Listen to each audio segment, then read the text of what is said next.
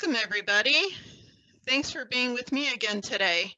I know we had last month off from doing webinars since we had our virtual creative photography conference. That was very well received, and we did an amazing job. Our speakers were fabulous. So hopefully you can join us for the June event. I'm sure you're either getting my blog or my newsletter, and there's info on there, so you can check that out. It's just $39 for 2 full days of speakers, and we just signed our last speaker today, actually yesterday, Charles Needle, who a lot of you will be familiar with. He does some amazing floral photography with lots of creative techniques, and he also does a creative iPhoneography class, so we're going to be doing those. One of our attendees today is also going to be a speaker. Her name is Shelley Roy. She's in Texas, and she's going to be doing a class for us. And we've got a few other people, so check out the website for all the details. It's going to be a lot of fun, as always. Alrighty, so today I'm going to do a lot of creative stuff, like I always do, of course. I'm going to feature a couple projects with Luminar because they did have a major upgrade a couple weeks ago. So I'm going to demonstrate a little of that and why I think some of these features are so great. And then we are going to do a project with that includes a couple of textures, and I'm going to also show you for the first time Smart Photo Editor. If you've ever seen any of Mike Motz's macro workshops, he uses Smart Photo Editor for his editing. You can do full editing, but I like to use it in a little different way. So you'll be seeing that shortly. So let's dive in. Close this guy. And as always, I will mention that I am working with 2 monitors. So you will see things just kind of open up into my Photoshop rather than me going to File Open. I usually just double click them from the other screen. Yes, dear. Questions in the chat box. Yes, my husband just wanted me to remind you, if you have some questions, if you could put them in the chat box rather than the Q&A.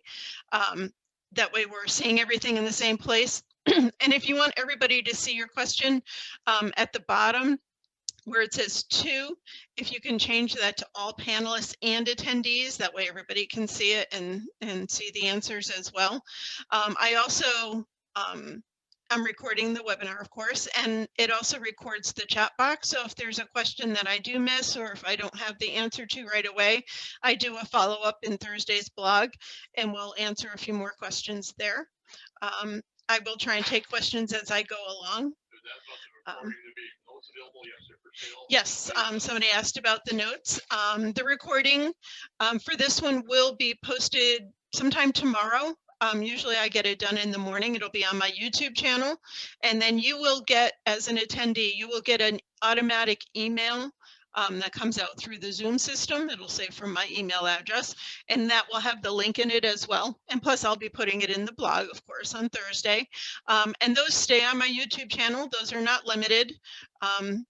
As you know, we did limit the ones from the conference because our speakers all do these programs in other places. So just, you know, to respect their businesses and ability to do these more often. We have a time limit on that, but my webinars are not limited. And I do have the notes available. They're already in the website. I put those up this afternoon. It includes my notes that I'm working from, along with the original images and textures that I'll be using today. And there's also a bonus set of 6 textures that kind of tie in with the new textures I released today. I released 5 sets of painted watercolor textures. These are done with all new brushes, so they look nothing like any of my other watercolor sets. And these were ones that didn't make it into the sets because I created so many. So I picked out 6 of the others. So these are not in any of the other sets. So if you purchase them, you're not duplicating anything. And these are an extra bonus if you get the notes. And those are just $5. And those are on the regular price is $7.50, but they're on sale till next Thursday, the 8th. Along with all of the new textures are half price as well till then. And I'll show up a slide at the end for that as well. So anyway, back to where I was. I do work from 2 monitors, and I double clicked my image from the second monitor, so it's opening in Photoshop. Yes, dear. Closer to you. Okay. My husband's telling me to put my microphone closer to me. He's also monitoring the Q&A, so that's why sometimes I let him interrupt me while we're doing webinars so he can answer questions. I try and keep an eye on the chat box, but it's hard to do that and pay attention to what I'm doing as well. Alrighty, so this is our first image today, and we are going to work with Luminar on this, and I'm going to show you why I absolutely adore Luminar. So I'm going to, you can work with Luminar either as a standalone or as a plugin. I'm going to do this one as a plugin, and then the next one I'll do directly in the product so you can see how they work. So I always duplicate my background layer because Luminar does not make a separate layer, so this way we're not working on our background. And I'm going to go ahead up to my filter menu, and we're going to go to Skylum and our Luminar AI. I still have my old Luminar 4 in here. I haven't used it in quite a while. Luminar AI has so many cool features in it. And one of the newest features that they brought in, as soon as this opens and we get there, there we go, is not only is the sky replacement one of the things they're famous for, they now have reflections. So it will automatically put a reflection of the sky I'm going to add to this image in our water, which is pretty amazing. Alrighty, so I'm going to start, when you first bring in an image to Luminar, it opens up in the templates tab, and you'll see that up here at the top. And what this product is doing now is it is analyzing your image, and it's going to suggest some template categories, which are like presets, basically. It will suggest categories for this image based on the content of the image.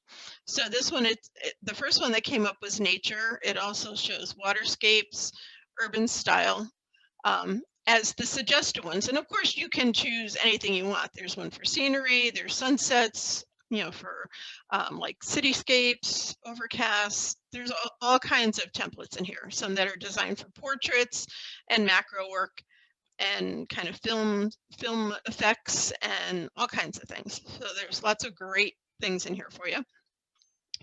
And any that they have others you can purchase on their website. If you purchase any, they will show up in here. And if you brought over any from previous versions of Luminar, those now show up in here, which when this was first released, they didn't have this section, but now they do. And you can also create your own templates and save them right here. And then you can favorite ones that you like the most. So we're going to go back to the nature tab. And for this one, I chose Sunny Small. And it really is going to pump up the color. And when you first click on anything in the right-hand panel, you'll see the Luminar logo kind of flashes blue. That means it's thinking and analyzing and applying the effect. And so this one, I decided to bring back the opacity of this effect, probably about 85%. It doesn't give you numbers, but I came back about that much. So once you're selected a template, and you don't have to use a template, but it's a good starting point, then you go over to the Edit tab, and this is where all the magic happens. So there's 4 categories. In the older products, these used to be little icons like that over on the right-hand side. Now they've grouped them by category, and they're all listed in a row. So we have Essentials, Creative, Portrait, and Professional, and they're color-coded as well. So with this, I'm going to start in the Creative tab, and I'm going to go to my Sky AI, and this is where we can replace a sky. So under Sky Selection, you can look at all skies, and then you can choose a category. There's some of these come with the product. I have downloaded a whole ton of my own under My Skies. And I am going to select one of mine for this project. And I'm going to come down to this one. Yep, raise up and down. So this is one I actually took here in Tennessee from our back deck. So once we've selected it, we can go in and make adjustments to it. So the first thing I want to do under orientation, I'm going to change the vertical offset, which is going to shift the sky, and I'm going to go -40. And of course, all of these sliders, you figure out depending on the sky and your actual image, it's going to be different for every photo. This is just what I decided worked for this particular image. And then from here, we can go down to scene relighting. And what's great about this product is when you put in a sky, and this one isn't too dramatic as far as color, but if I were to put in something that was like a sunset, it will relight the photo to match the new sky. It doesn't just plop a new sky in there. But then you can also fine tune that relighting as well. So we're going to up this a little bit more. And then we're going to come down to reflection. And you can see, oops, that it has reflected the clouds. And what this does is it doesn't just create a mirror effect. Like if you were to create this in Photoshop, and even though they have sky replacement now, they do not have reflections. And you would have to create your own reflection by mirror imaging this image, the top sky image. This actually analyzes it and figures out what clouds would be up above and what would actually reflect into the water. This one is a very subtle one because of the sky I chose, but it definitely, I've tried this with several different skies, and it does a great job of analyzing it. So for this one, I did strengthen the reflection a little bit. And then I'm going to come down to my sky adjustments. And I warmed it up a little bit more, and I brightened it just a little. And this shot is maybe about 5 miles from our house. There's a railroad trestle over to the right that we go to for our workshops in the morning, and this is the view to the left, and the sun was coming up from behind us on the left-hand side. So I just wanted to warm this up even more to give it that zone look. These guys are all JPEG files. So you would bring in, somebody asked that question, sorry. You're going to bring in your skies as JPEG files.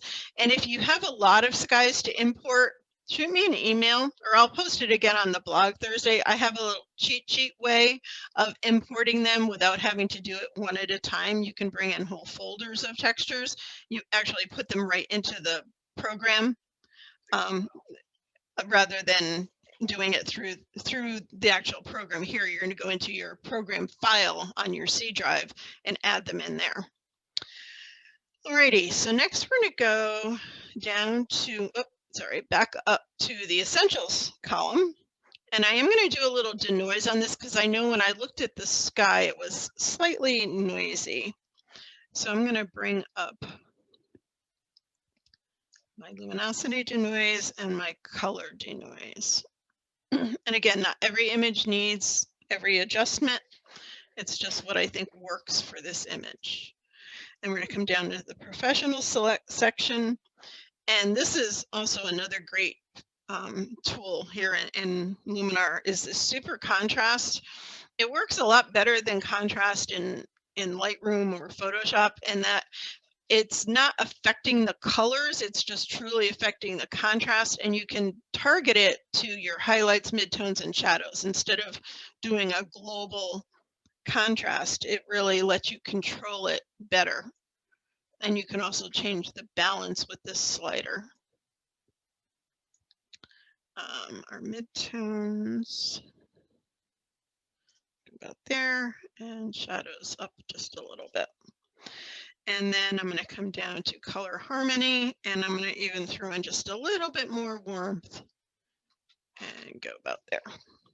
So let's see the before and after. I can do a split screen with this little button up here, and then you get your little slider. So we started with that, and we ended with that.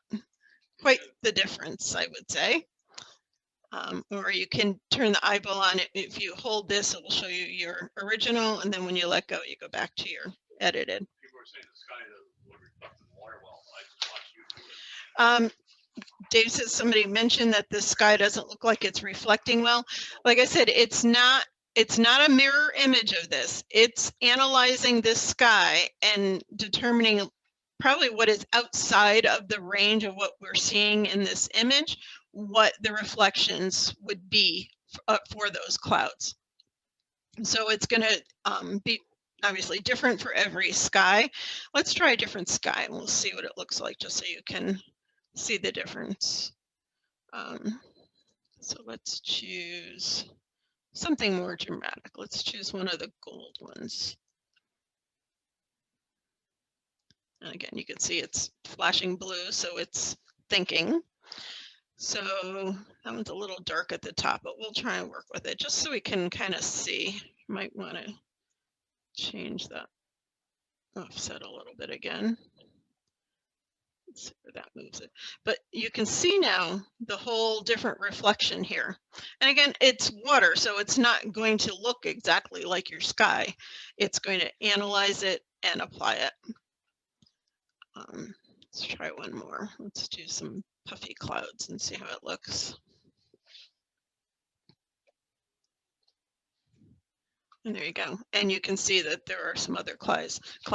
What it does not do is it does not take away anything that's already reflecting in the water. So it's not like the sky replacement where it's replacing the whole thing. It's overlaying this reflection on whatever's already there. But again, I think it does a pretty good job. I'm really quite thrilled that we have that option there, and it's a whole lot easier than trying to, especially something with as busy a water as this, trying to get that applied in there with all these blurred tree branches. That would probably be nearly impossible. So from here, if I wanted to just go back to my Photoshop, you would just hit apply up here at the top. And it's going to export it back to Photoshop. And it takes just a few seconds. It's doing a lot of calculating and applying of all of these effects that we just did.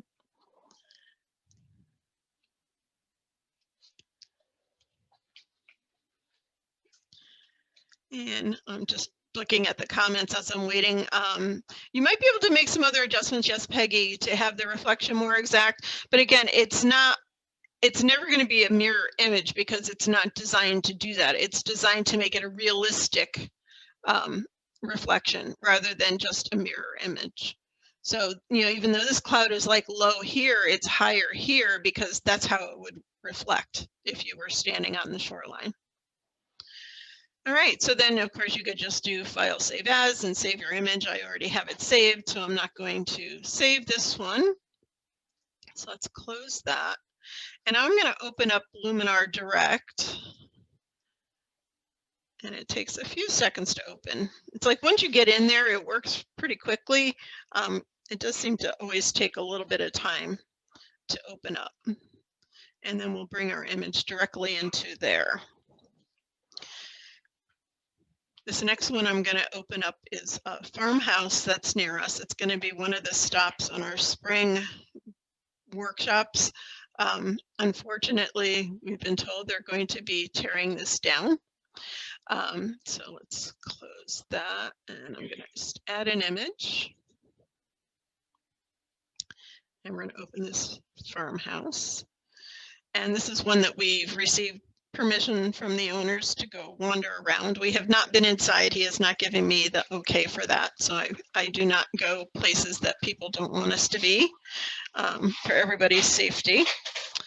So this one, I'm not going to use a template. We're going to go right into the Edit tab. And in the Essentials section, I'm going to do my Enhance AI. I'm going to move accent. Yes, dear, you have a question. Someone has a question about AI, Luminar AI in Lightroom. Okay, yes, you can use Luminar in Lightroom and apply I haven't done it from Lightroom, but from what I've watched, we had a whole day-long webinar session with Luminar for the Luminar Insiders. Anybody who owns the product can join the Luminar Insiders. And I actually did a half-hour segment for them with these two projects. But yes, that you can use Luminar from Lightroom. So if you applied it, I would expect it would take you right back to Lightroom rather than, it's not going to take you to Photoshop. Alrighty, let's see. So this one we did accent, and then we're going to come down to, oh, and I am going to replace the sky here, but if you wanted to keep this sky and just accent a little, under Enhance AI, there is this sky enhancer. You could crank that up and really pull out a whole lot of detail in your skies as well. I'm going to do something a little more dramatic with this image, but that's definitely a great option in this program as well. So now I'm going to come down to structure and excuse me, I'm going to boost that up. Then we're going to come down to the creative section and go into our Sky AI. I am going to use another one of mine. So when you're using this, you can import just the ones that I'm giving you. I already have them in here. And it takes a few seconds for my list to open sometimes because I do have so many in it. All of the ones that I sell in my store, I've added to this program myself. So there's like, I think 7 sets of 12. So I have quite a few. So let's go down to the stormy section. And I'm going to go to this one here. And I'm getting some feedback. Is anybody else? You're sitting too close to me, dear. Well, people can't hear you, so you're talking, so that's why I'm getting feedback. You got to mute yourself. Okay, can you guys are here? I think it might go in and out because I'm moving my head up and down. I'll try and hold the notes higher. Maybe that will help. I did buy a new headset, and it just came in yesterday, and I was trying to get it set up today, and it just wasn't cooperating. And I said, well, I didn't want to mess things up before the webinar, so I will play with that. So next time I will have a new headset. Okay, some say they're hearing me fine, some are having some difficulty, so I will do my best. All right. So I've changed my sky, and we're going to again make a few changes. I'm going to go into the orientation. I'm going to move the offset the other way a little bit. And what this is doing, like I said, in this case, it's shifting it up. In the last one, we moved it down. And this one, I'm going to go into augmented sky. And what this has is a whole list of things you can add to your picture, like auroras and hot air balloons and birds and clouds and fireworks. And why there's a giraffe, I don't know, but there's a giraffe. Lightning, moons, mountains, planets, rainbow, and even the space shuttle. I tend to stick with the simple ones like birds. And there's 3 different ones. There's tons of birds in number 1. 3 has the least amount, which will work for this image. So I'm going to select birds 3, and then I'm going to click on, it's loading it. I'm going to click on place object, and that's going to let me move it around my image. So I want these to be up here. Come on, there you go. I'm going to angle this a little bit. So this part's kind of like just working in Photoshop. And then I'm going to make them just a little bit smaller. And I want to move them down so it looks like they're launching out of the tree. And then I'm going to hit place object again to kind of close that. Yes, DR, this will be recorded, and the link will be on the website. It'll be on my YouTube channel. Thank you. So now I'm going to go into, I'm going to add some textures, and you can actually do that now here in Luminar. So we've been working in the Tools tab. If we go down to this local masking tab, we can click on Add, and we can click a texture. And then we're going to load the texture, and you would just search for it wherever it is on your computer. I have these ready to go for today. So I'm going to use this green one. And of course, I don't want it to be that color, so we're going to make some adjustments. I'm going to click on Advanced Settings, And I'm going to change my blending mode to soft light. And I'm going to change my opacity down to about 37%.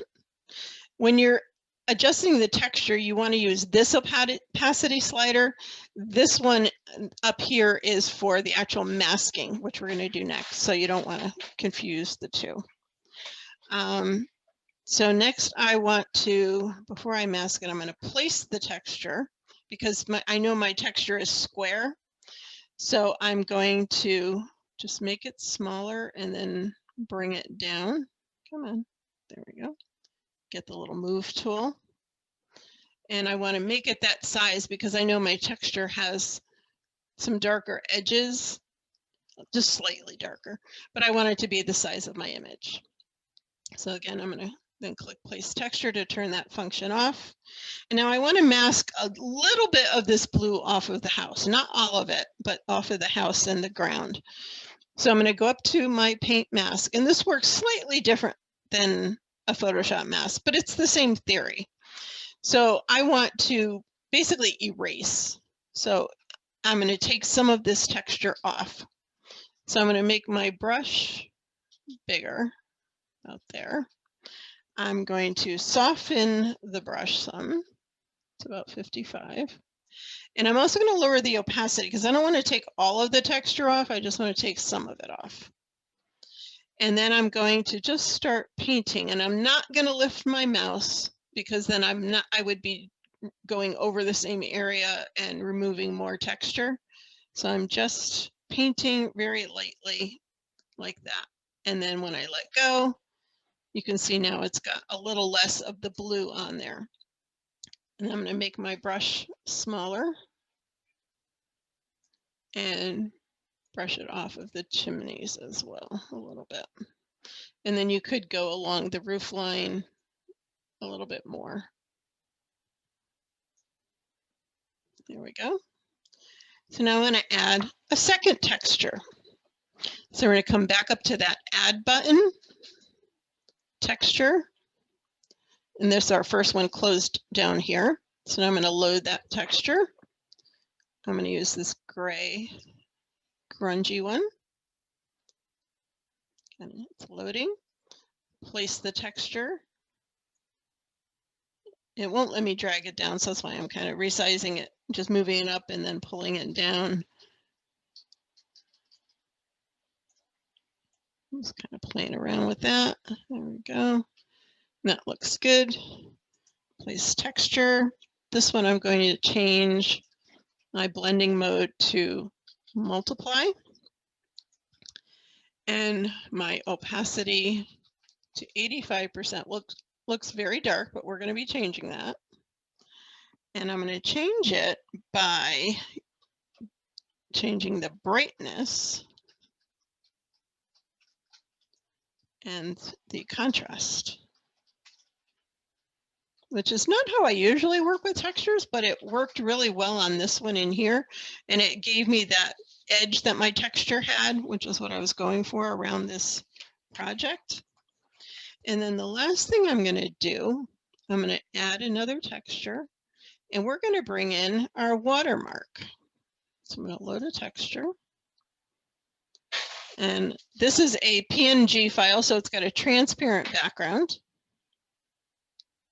Of course, it's going to come in full sized. So I'm going to do a place texture. And I'm just going to smush it down.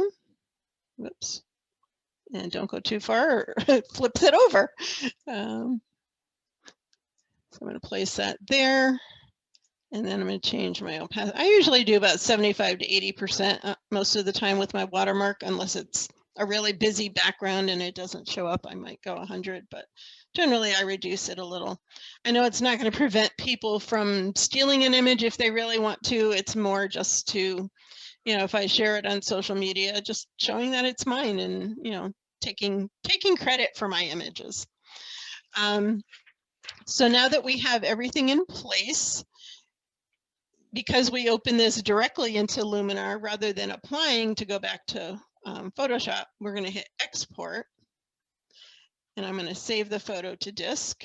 And here's where you would browse and tell it what drive or folder to save it in. If you want to change your file name, the format, if you want a TIFF, JPEG, PDF, Photoshop file. I usually at this point would either use a TIFF or a JPEG. I would keep it actual size. And I use sRGB, no compression, depth, resolution, and then just click export, and it's going to save it back to your drive. I already have it saved, so I won't do that because it'll take a few seconds. And that's it.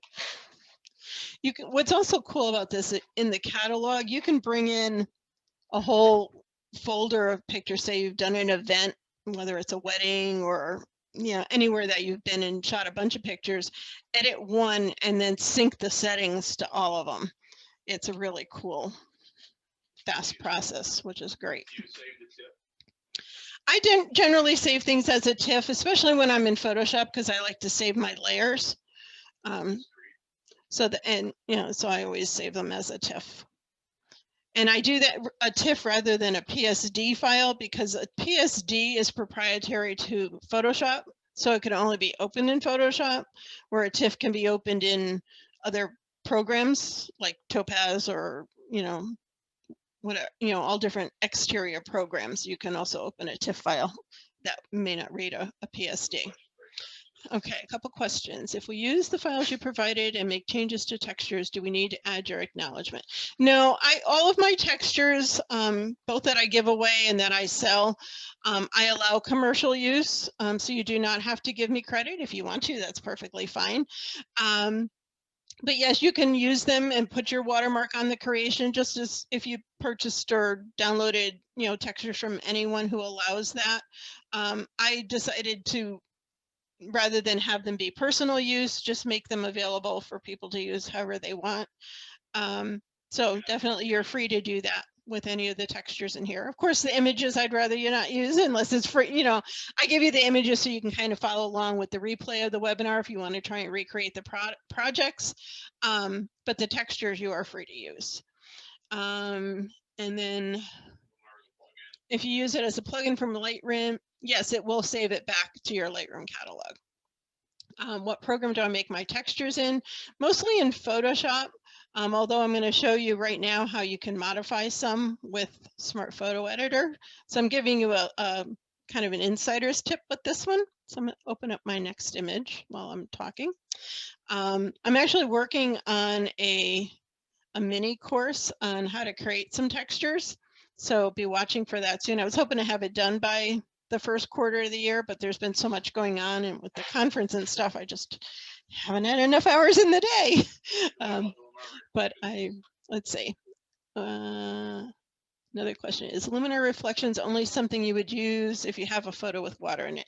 Yes, you don't have to use the reflection part of it. You can still replace the sky in any image, just like I did on the house one that we just did. You don't need to, the reflections, it would just ignore it. I don't know if it even, I haven't looked at it, because you can take them down to 0, but I don't know if it does that automatically. But I haven't seen like reflections show up in anything. I've only changed the sky in that didn't have water. So hopefully that makes sense.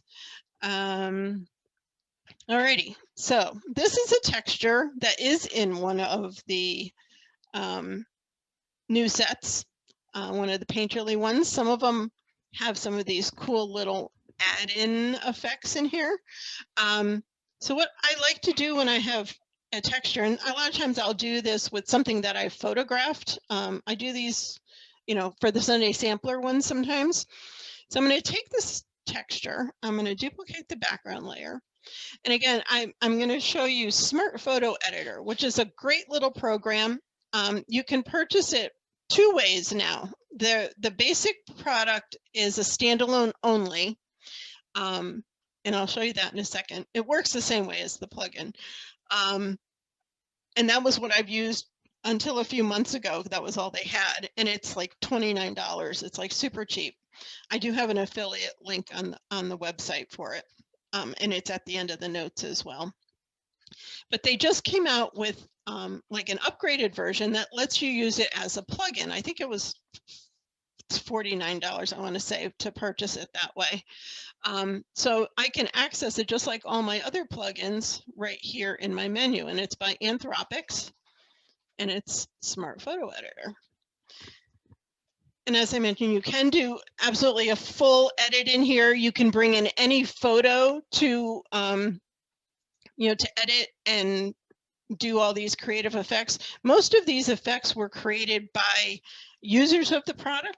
So they're constantly adding to this catalog of effects because people are creating things all the time. You can create something and make it public and share it with other people as well.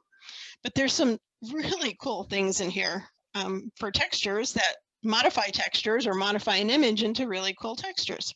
So I'm going to take this one. I'm going to show you 3 ways to do this. So the first one, we're going to go up to the effects gallery, and you can favorite ones that you have. So I do have a bunch in my favorites catalog. And if you have favorites, of course, you can just scroll through it. And these, rather than scrolling up and down, you use these little arrows to switch pages. And you can also type in this search box. In this case, for these today, I know what it is that I'm looking for because I've done it. So I'm going to type it in rather than taking time to, of course, you have to spell it properly, texture, and its number. You can see this person has created a whole bunch of grungy textures. And there's our first texture.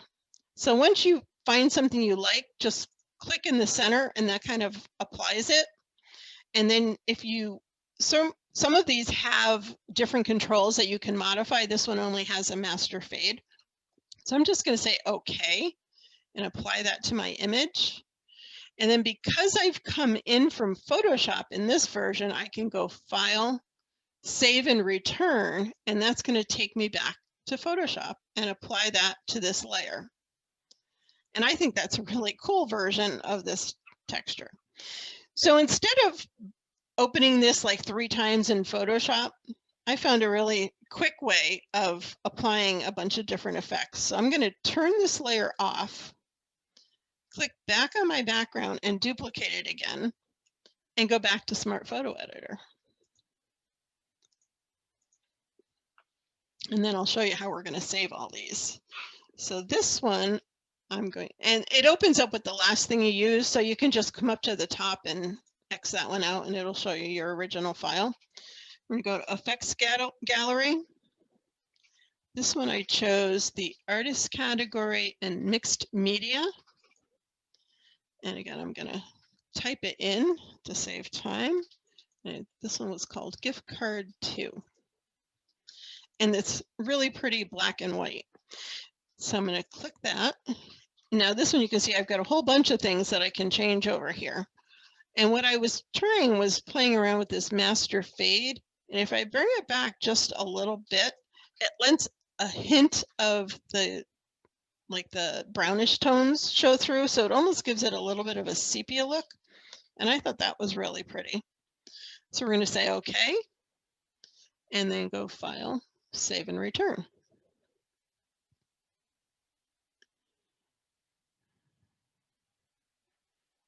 Come on. So now we have, it pops up. Now we have that texture. So we have 2 different textures sitting here in our Photoshop. I'm going to hide that one. Click my background layer, duplicate it. One more time to Smart Photo Editor.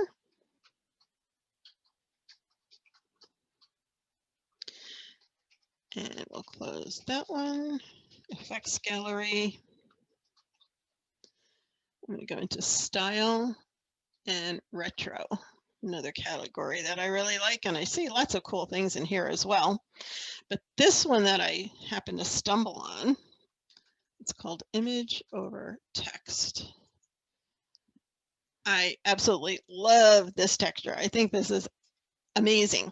And so you've got the texture of my texture in the background, and then it's got this word overlay and all these cool colors.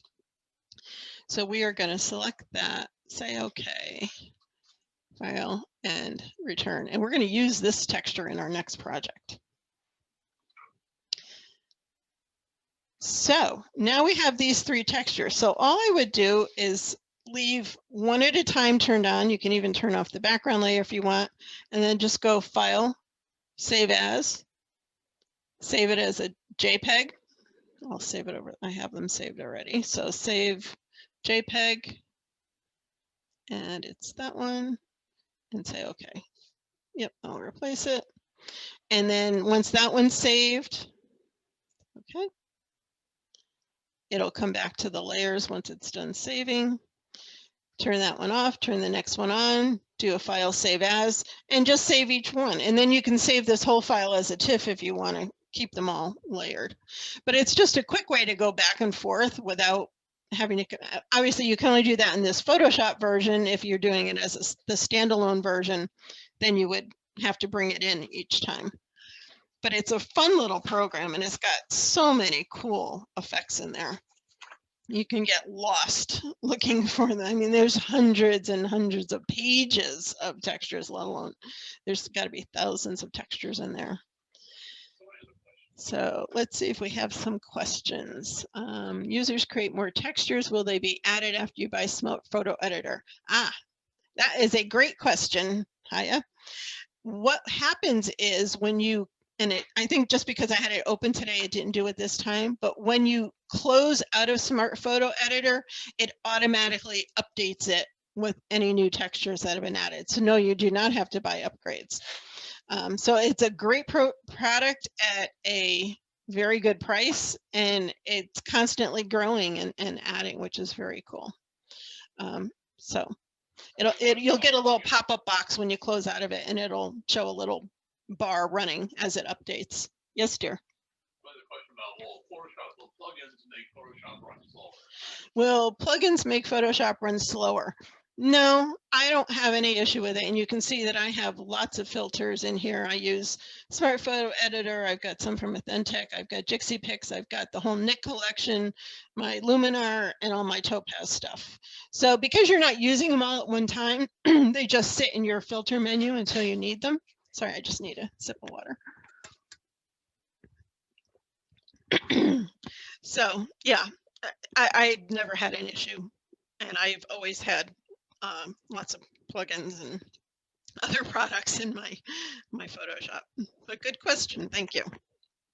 Alrighty, so now we're going to take this rose and we're going to utilize that really cool texture that we just created on the other one. So I'm going to duplicate my background layer because I always do that. If you've watched me at all, you know that I do that all the time. So I'm going to make a selection of this flower and put it on a separate layer.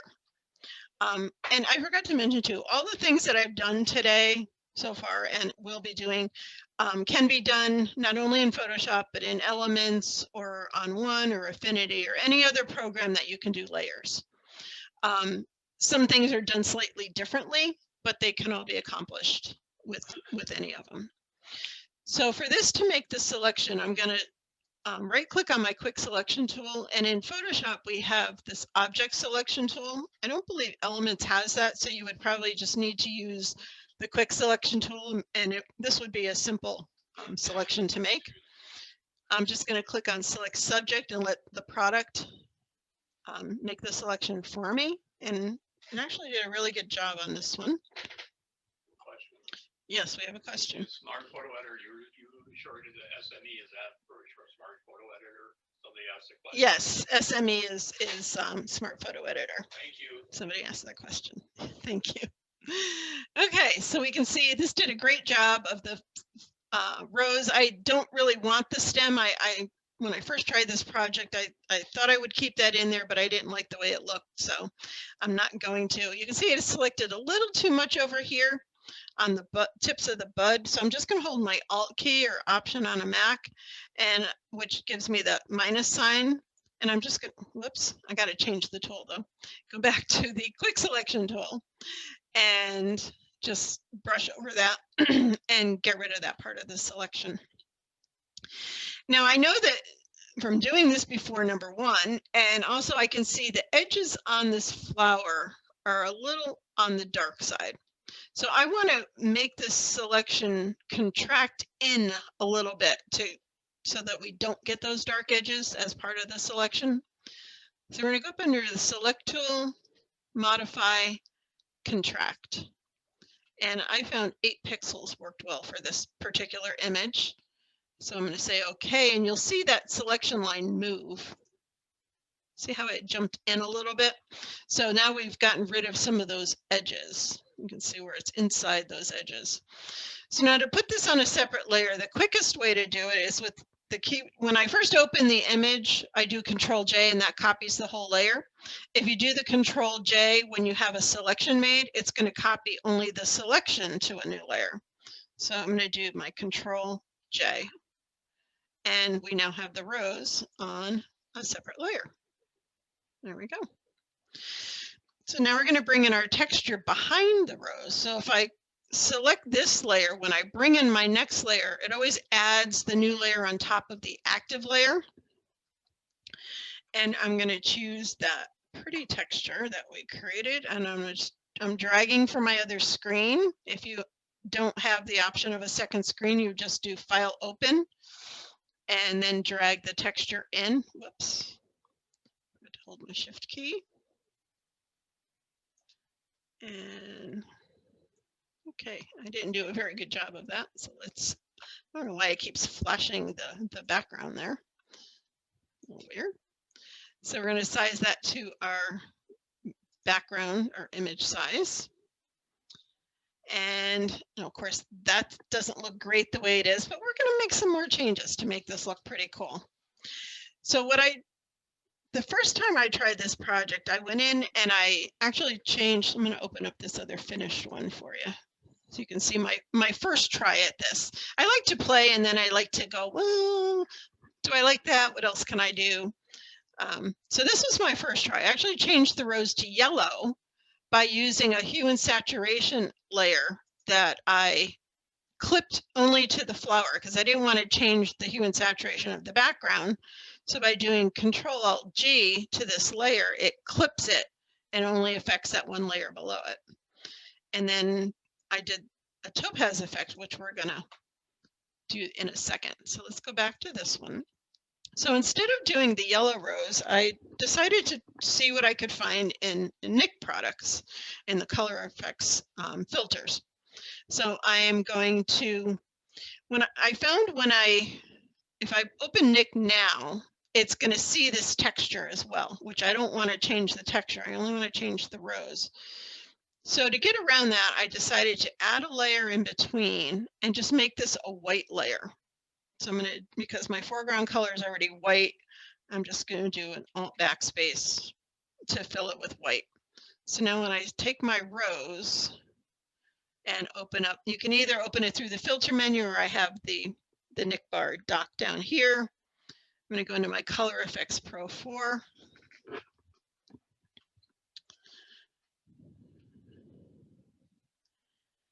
And there's our rows. So it actually remembered the one I just did because I was playing around, and it is under Film Effects Faded. And then I went over to the film types and I went with number 12. And it still gave me that kind of yellowy look, but it kept a little more of the pink in the center. So then we're going to say OK to go back to Photoshop.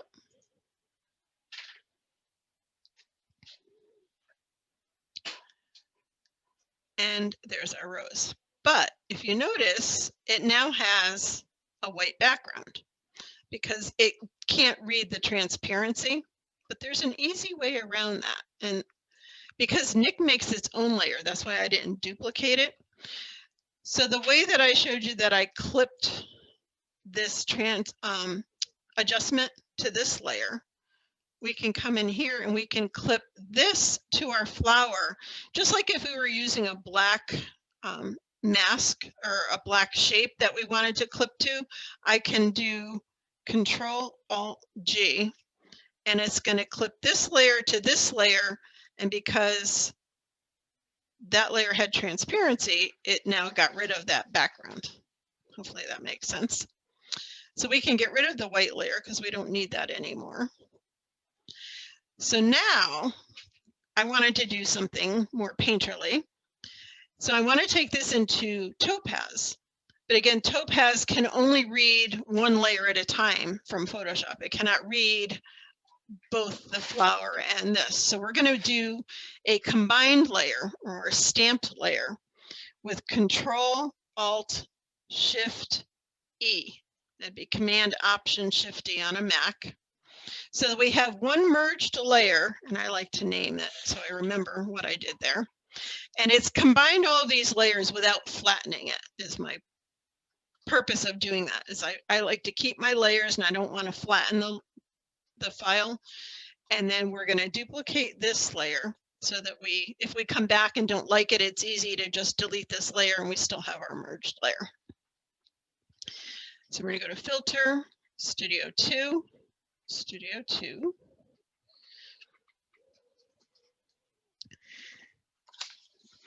And, oh, I forgot to make the flower a little bit smaller. Oh, well, I did make it a teeny bit smaller in my finished image. So let's go to, we're going to add a look. And the category I want is soft. And you could choose any category, or you could see all of the presets, but there's so many of them. I usually try to sort it by what style I think I'm going to like on something. And there's actually a few that I liked in here. The black and white looked really pretty. It's kind of a unique look. This Buzz Sim, oh, that was the Buzz Sim black and white. The other one I liked was Melting. And this one looks pretty cool. And you can always click any of these to try it until you hit apply. It's not adding it to your layer styles, but that's a rather neat look. But I am going to go back to the one that I really liked, and it was this one called Acrylic. And I thought that was pretty neat. I really didn't make any other adjustments, and the two things that make up this preset were abstraction and smudge. So that's how it got this look. So I'm going to say accept to go back to Photoshop. And then what I did do was just lower the opacity of that layer a little bit to let some of the texture come through a little stronger, and you could see a little bit of the writing that was part of that texture. And then I also decided to do a highlights and shadows adjustment to just bring down the brightness of the edges of this a little bit. So I'm going to go to Image, Adjustments, Shadows and Highlights. I didn't want to bring up the shadows. We're going to leave that. I just want to bring down those highlights a little bit more. So it makes the flower tie in a little bit better with that background. And there we have it. So let's see. Peggy asked, in Topaz, do you need to undo before you pick the next look? No, if you don't hit the apply button, you can just click each one and it will change to the next one until you hit apply, and that's when it adds it to that layer stack. So you can just keep clicking until you find the one that you like. Good question. Let's see, to get rid of the white background of the rose, you could probably use multiply blend mode. Yes, you could do that too. That's a good idea. I didn't think about that when I was doing that before. And that would get rid of that bright background as well. Thank you, Anne. Good point. As with everything in Photoshop, there's always multiple ways to do it. And I love when people have comments like that because I learn new things too. And sometimes you remember things you forgot. And how would you go about softening the edges of the rose? That's a good question because I was looking at that here too. I would probably have needed to do that before we did this topaz effect.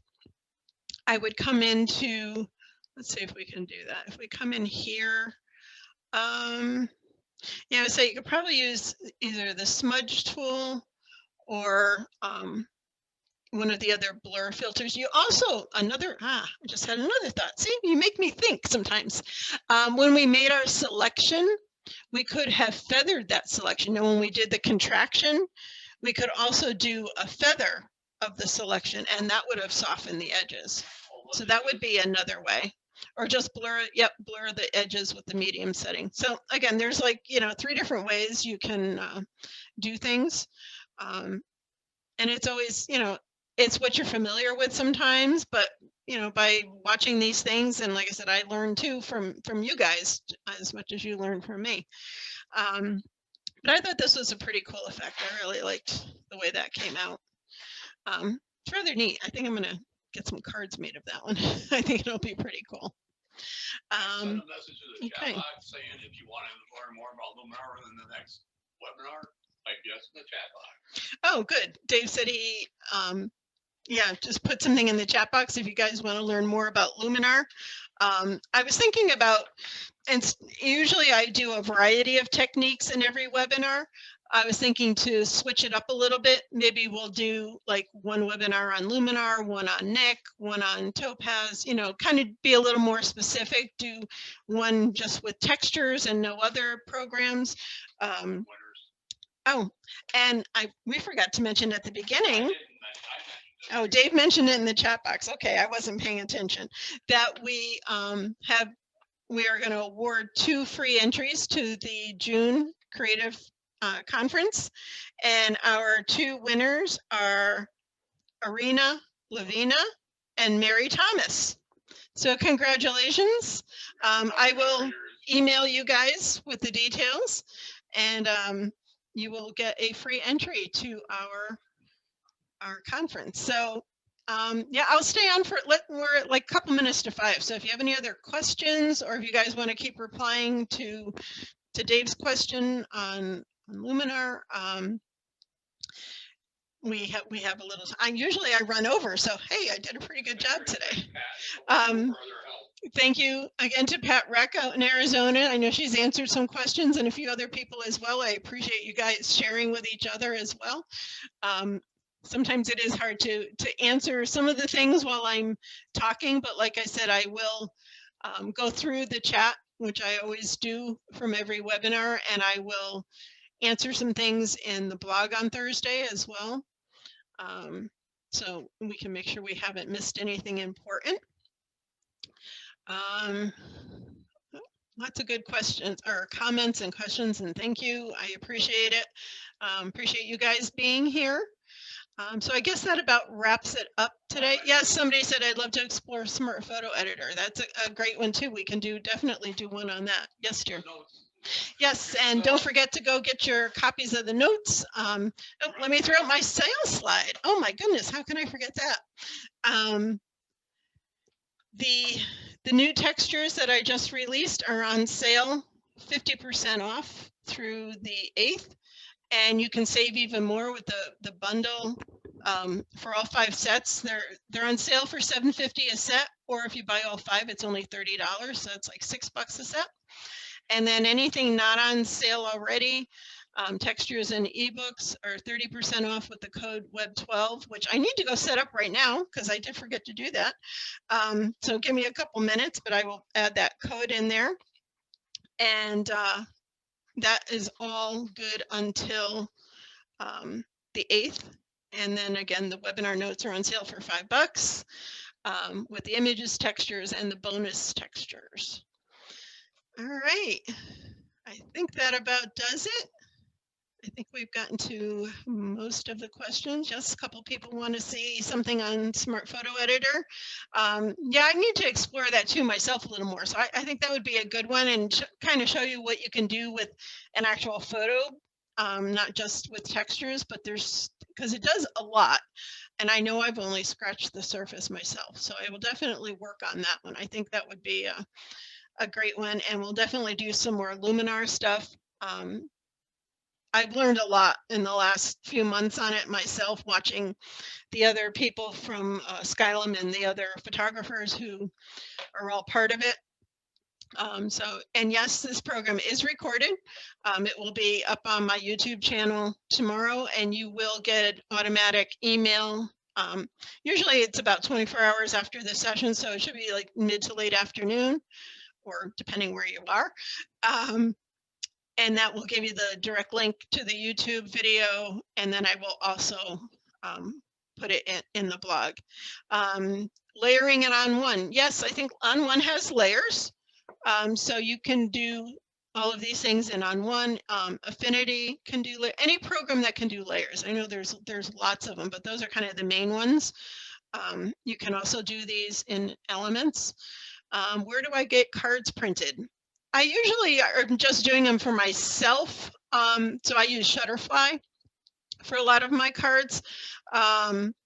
When I do cards that I want to sell, I actually buy the blank cardstocks from Photographer's Edge, and they fold in a very unique way where you don't see the photo. You actually, you'll print a 4x6 photo and then put it in these templates, cardboard templates, and they have all different colors and little borders, and they're not super pricey. They're a little more than I think just printing a card, but they come out really nice if you don't want to do a whole bunch. Actually, I asked my friend Carol too, who's online from Connecticut, because I know she's been doing lots of cards.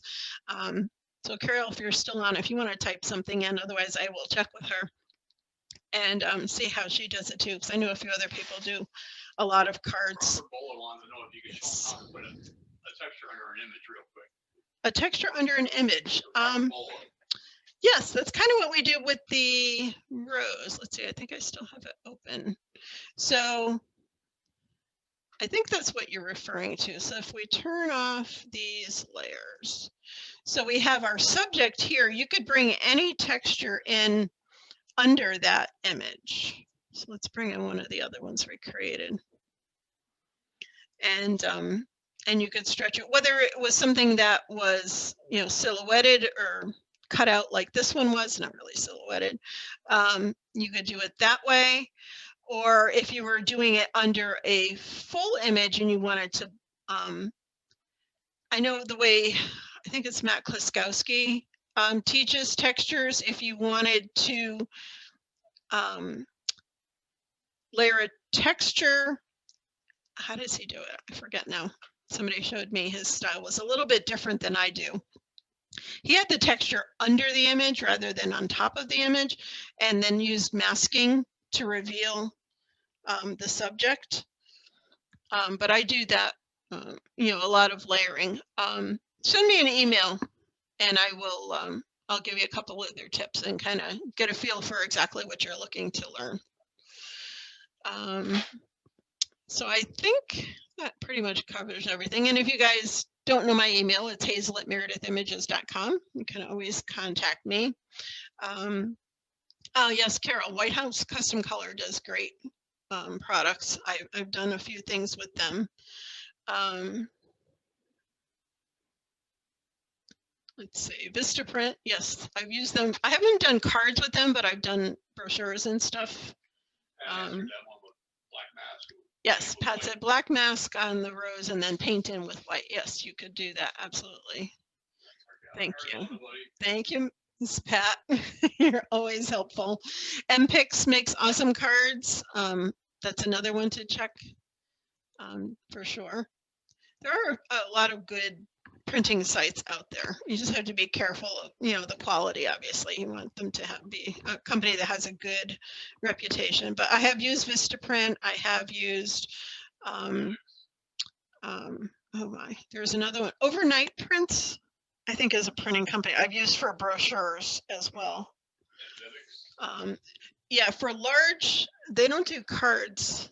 But if you're looking to do large photo prints, they specialize in larger sizes. Vivix, I'll type it in. It's VIVYX.com. I believe it's .com.